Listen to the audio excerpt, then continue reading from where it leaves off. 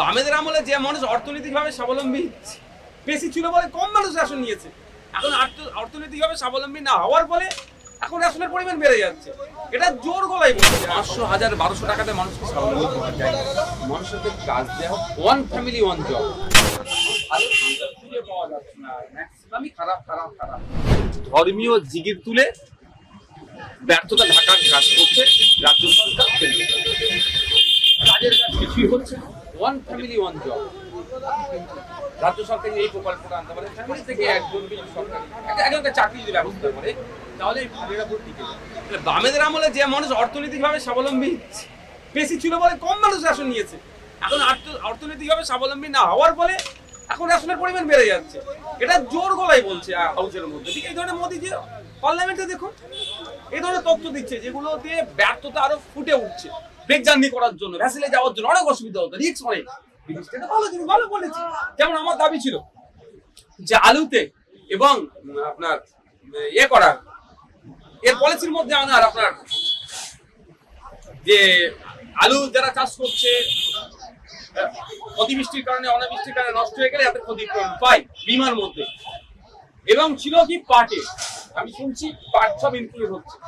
এগুলো তো ভালো জিনিস, এগুলো তো ভালো বলবো, কিন্তু যেগুলো ভালো খুঁজে পাওয়া যাচ্ছে না, ম্যাক্সিমামই খারাপ।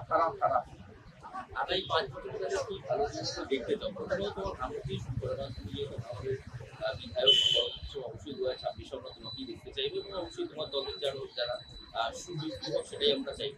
এবং আমরা মানুষ বাংলার মানুষ দেখুন, আমি শুধুমাত্র ভাঙন নয়, আমি বাংলার ইউনিয়ন অফ স্টেটস, আমি বাংলার কথাই বলি।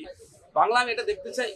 দেখুন, এই যে 500, 1000, 1200 টাকাতে মানুষকে স্বাবলম্বী করা যায়, মানুষের কাজ দেওয়া ওয়ান ফ্যামিলি ওয়ান জব।